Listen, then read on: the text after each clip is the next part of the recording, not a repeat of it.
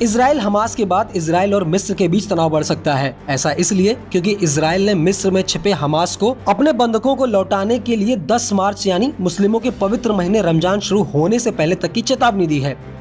Hamas को दी गई चेतावनी में इजराइल के युद्ध कैबिनेट मंत्री बेनी गेंट्स ने साफ कर दिया है कि या तो वो डेडलाइन से पहले बंधकों को लौटा दे या फिर मिस्र के राफा शहर में जमीनी हमले के लिए तैयार हो जाए।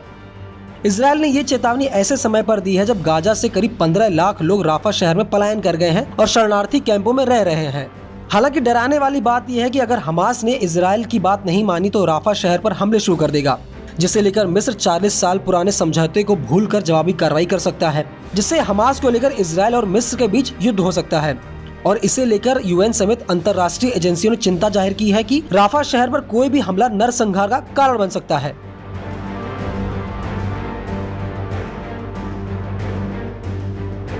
अब सवाल यह है कि आखिर इजराइल को मिस्र का राफा शहर खटक क्यों रहा है और क्यों वो वहां हमले की तैयारी कर रहा है। दरअसल राफा शहर में गाजा के शरणार्थी रह रहे हैं, लेकिन इजराइल का दावा है कि शरणार्थियों की आड़ में हमास के लड़ाकों ने राफा में अपना अड्डा बना लिया है और वो वहां से इजराइल पर हमले की योजना बना रहे हैं। इजराइल का दावा है कि राफा में जो लड़ाके छुपे हैं वो हमास का आखिरी और खतरनाक गुट है।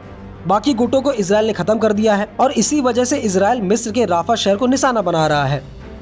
इसके अलावा इजरायली सेना का दावा है कि हमास ने शरणार्थियों की आड़ में इजरायलियों को बंधक बनाकर राफा शहर में छिपा रखा है। बता दें कि इजराइल ने पिछले हफ्ते राफा शहर पर अटैक किया था, जिसमें करीब 70 लोगों की जान चली गई थी, जिसे लेकर मिस्र ने इजराइल को जवाबी कार्रवाई की चेतावनी दी थी।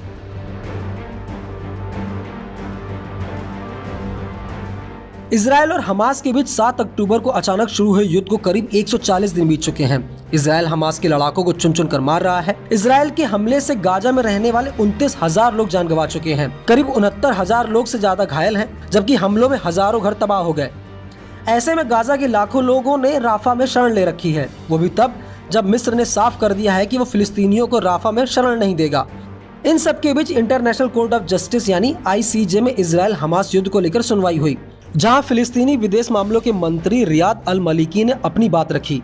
मलिकी ने कहा, गाजा में रहने वाले 23 लाख फिलिस्तीनियों पर इजराइल ने हमले किए, जिसमें हजारों लोग मारे गए, हजारों घायल हैं, हजारों घर तबाह कर दिए गए, जिसके चलते फिलिस्तीनी अपना घर बार छोड़कर दूसरे देशों में शरण ले रहे हैं, लेकिन वहां भी उन्हें हिंसा का सामना करना पड़ रहा है।